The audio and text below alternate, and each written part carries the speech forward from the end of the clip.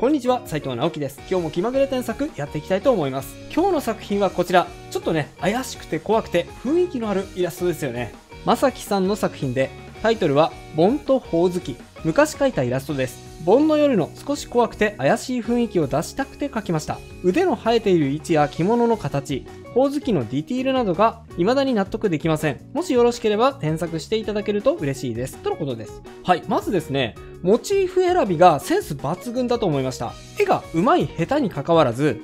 この絵好きってね、そんな風に思わせられる絵作りがこの時点でできているまさきさんは、そもそも画力云々以前に絵作りのセンスがとてもある方だと思います。まずはね、その部分を誇っていいと思います。素晴らしいです。で、その上でまさきさんは、まだ自分の絵には足りない部分があるということを感じてらっしゃいます。わかりました。添削を通して、このイラストに足りない部分を解説しつつ、お伝えしていければと思います。でですね、僕がこのイラストを見て、もう少しこうすればいいのにって思った部分は、まさきさんが気にされている腕の生え方とか、ほおずきの描き方ではありません。いや正確に言うとそこもあるにはあるんですが、僕が一番気になった部分はですね、すべてのモチーフが同列に描かれていて、同じね、優先度で描かれているっていうことなんですよ。狐のお面もキャラクターもほおずきも同じ大きさで描かれていますよね。なので全体的に印象が散漫に散ってしまって、パッと見た瞬間に絵が印象に残りにくくなっているような気がしました。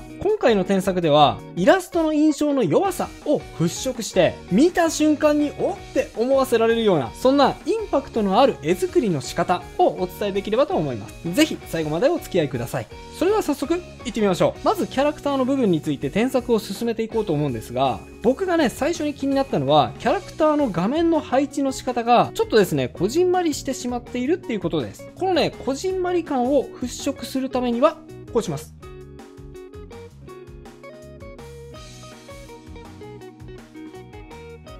はい、添削前は画面に小さく人物が配置されてしまっていたことと、配置の仕方についてもですね、画面にまっすぐ配置されていましたよね。そのせいでキャラクターの印象が小さくまとまってしまっていました。それをこのように斜めにかつ大きく配置することで、絵を見た時に一番最初にキャラクターが目に入ってくるような印象的な画面を実現できると思います。個々のね、モチーフの書き込みはもちろん大事なんですが、まずはキャラクターがどの大きさで、そしてどのように配置されているかが、キャラクターイラストにとっては一番のポイントになりますので、その部分に最大級気を配ってみてください。それだけでね、絵の見た目はぐぐっとアップすると思います。ただね、この段階でも少し気になるのは、お面の配置です。キャラクター全体を回転させてしまったので、お面がね、逆に画面に対してまっすぐ入ってしまいました。この入り方では少し気になりますので、お面を少し斜めにして画面に対して自然な入り方にしてみましょう。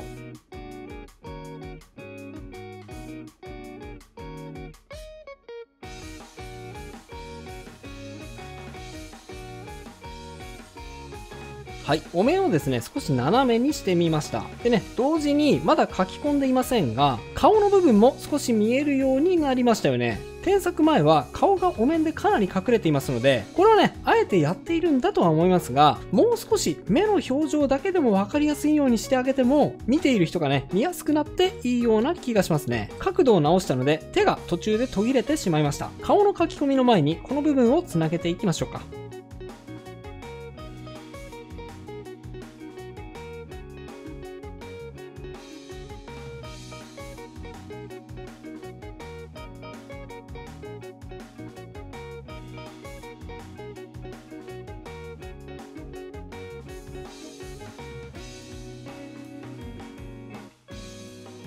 はい、手の角度を修正し、ついでに影色を追加しました。冒頭で全てのモチーフが同じ優先度で描かれているとお伝えしましたが、このように影を追加するだけでも腕が画面の奥に沈んで優先度を少し下げることができます。手よりも顔の方が目立ってほしいので、このような調整は効果的だと思いますね。さあ、手の調整が終わりましたので、ぶつ切りになってしまっている顔の部分を埋めていきましょうか。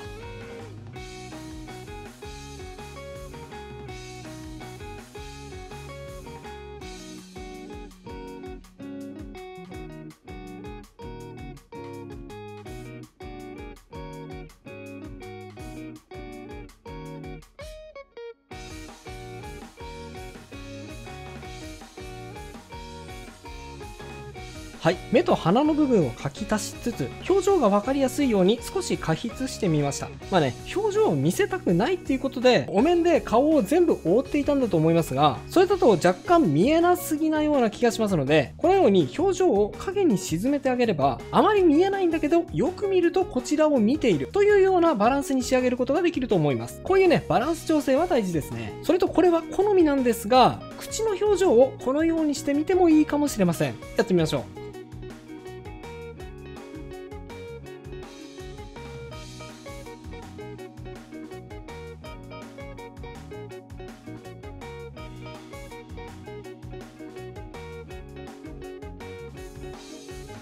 はい、口をですね、少しニヤッとさせるように歯を覗かせてみました。そうすることで少し不穏な雰囲気を演出することができます。まあでもね、これは好みなので、元の表情のままの方が好きな場合には、そのままでも全然大丈夫です。次に、狐のお面の調整をします。狐のお面は現時点でもよく描けているんですが、言われてみれば少しディティールが足りないような感じもしますね。この部分を補っていってみましょう。やってみます。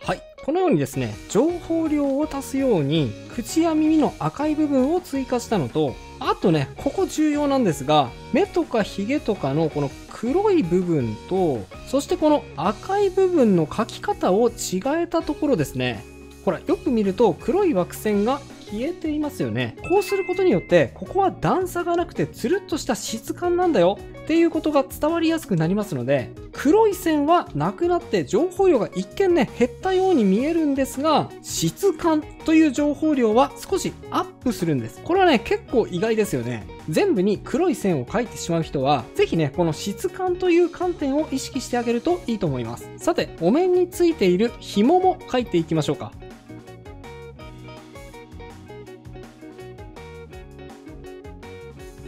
こんな感じです。このね、紐についてもちゃんとこの網目を描いてあげることで少しディティールを増やすことができますね。さあ、顔全体の形が整いましたので、先ほどと同じように影を少し追加してモチーフの優先度に差をつけてあげましょう。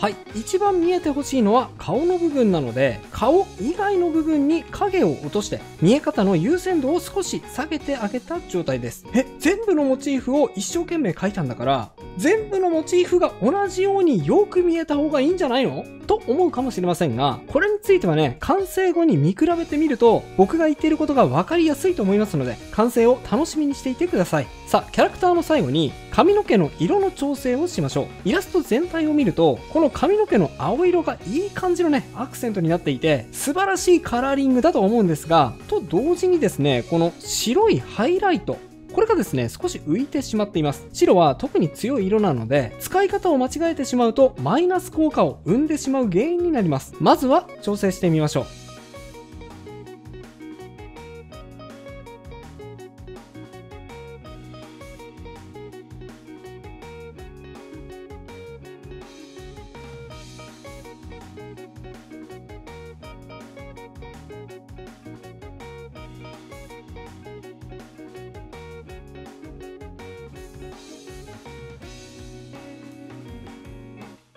はい、こんな感じ。白はですね、画面を引き締めるためにはすごく効果的なアクセントになるんですが、このようにですね、まんべんなく白を配置してしまうと、立体感を損なう原因になってしまいます。画面が閉まらない場合にはついついね、白を多用してしまうことがあるんですが、そのデメリットには注意しましょうね。はい、次は背景についてです。背景について僕が一番気になっている部分は、まさきさんが気にされている書き込みの部分じゃありません。ここについても少しね、余白が多いかなっていう風に感じますので、まずは配置を見直していってみましょうか。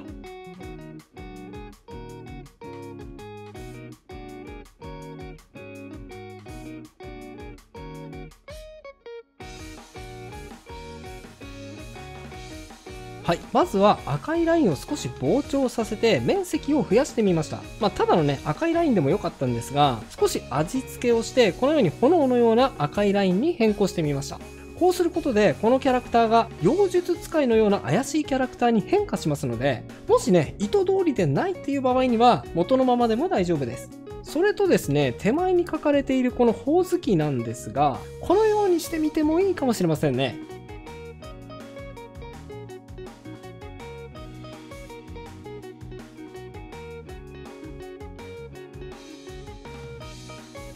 はい、画面の手前にピントの合ってないぼやけているほおずきを追加しました。こうすることでピントが合っている部分により目が行きますので、先ほどよりもイラストの見てほしい部分に目が行くようになると思います。それとピントが合っているほおずきの調整もしたいんですが、まさきさんが気にされているほどほおずき自体の書き込みはそんなに気にはなりません。ただね、添削するとすればこうします。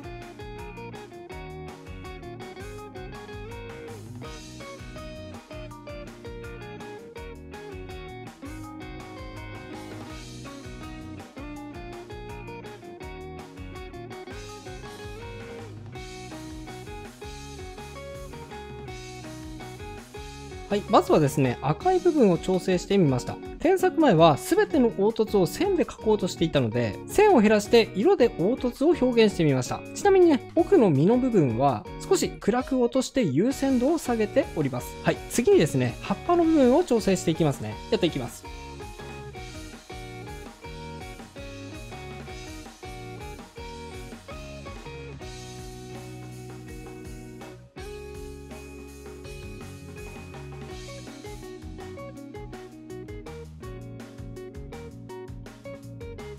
はい、これはね、ほおずきに限ったことではないんですが、葉っぱの形が特徴的な場合には、その特徴をきちっと追ってあげるのも、その植物らしさを表現することには大事だと思います。それとですね、ちょっとこれは迷ったんですが、添削前のこの赤いラインですね、この細い赤いライン。これは背景のこの赤いラインの一部なのか、それとも実体を伴った紐なのか、どちらかは正解はわからないんですが、僕好みに味付けすると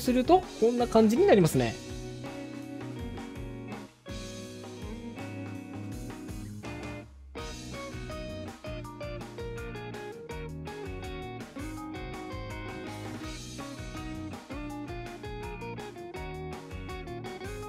はい、ちょっと迷ったんですが赤い紐にしてみました。なんかこうあの世とこの世を結びつけるような意味ありげな紐を実体として書くことによって絵的なインパクトが生まれますよね。こういうのね、僕好きなんですよね。それとすいません、これも僕好みで追加するんですが、こうしちゃいます。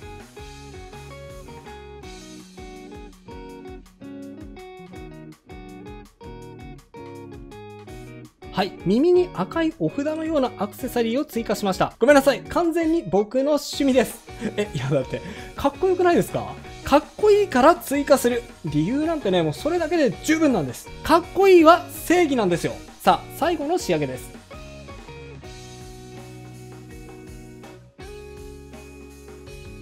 最後、キノコのエフェクトを少し追加して画面に密度を足しました。今回の添削は以上となります。並べて比較していってみましょう。はい、右がビフォー、左がアフターです。こんな風に変化しました。いかがでしょうか？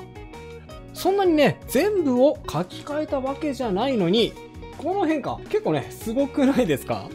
はい、最初から見てみましょう。まずはキャラクターの部分です。添削前はキャラクターがこじんまりと画面に配置されてしまっていたので、キャラクターの配置を大きくして、かつ斜めにしました。目立たせたい部分以外を影に沈めたところもポイントです。このような調整をすることで、いろいろなモチーフに見てほしい優先度をつけて、目立たせたい部分とあまり目立たせたくない部分を差別化して、見ている人に情報を分かりやすく伝えることができるようになります。絵を描くね、立場に立ってみると、描いたモチーフを全て大事にしたくなってしまうので、ついつい全ての優先度を同じに設定してしまうことがあるんですが、そうするとね、見ている人にとっては情報がごちゃごちゃしてしまって、逆に書いてあるモチーフ全てが印象に残らなくなってしまうことがあります。一番目立たせたい部分はどこなのか、自分の中で整理をして、それ以外の部分をあまり目立たせないように調整してあげる。これがね、印象に残りやすいイラストを描く上では非常に重要なんです。そして次は背景の部分です。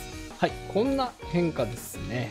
背景は余白が多すぎたために、これまたイラストをこじんまりと見せてしまっていた嫌いがありました。なので、後ろの赤いラインのエフェクトや、ぼやけたほおずきを手前に追加することで、余白の部分を少なくして、画面に密度を足し、さらにキャラクターに目が行きやすいように調整してみました。はい、今回の添削では、書き込みというよりかは、配置を大きく見直すことで、印象をガラッと変えることができたと思います。書き込みも大事なんですが、モチーフの配置ってすごく重要なんですよ。ぜひ頭の片隅にでも留めておいてくださいね。それと今回は配置という観点に絞ってイラストを上達させるためにはどうすればいいのかお伝えしてきましたが、実は意識した方がいいポイントというのはそれだけではありません。上達のためにはどんなことを意識すればいいのか、ポイントをわかりやすく解説した動画。注意！上達するにはこの癖を直してくださいもおすすめです。興味がある方はこちらも合わせてチェックしてみてくださいね。それでは最後にあのコーナー。気まぐれあっち向いてほいのコーナーです。僕にあっち向いてほいを仕掛けてくださいね。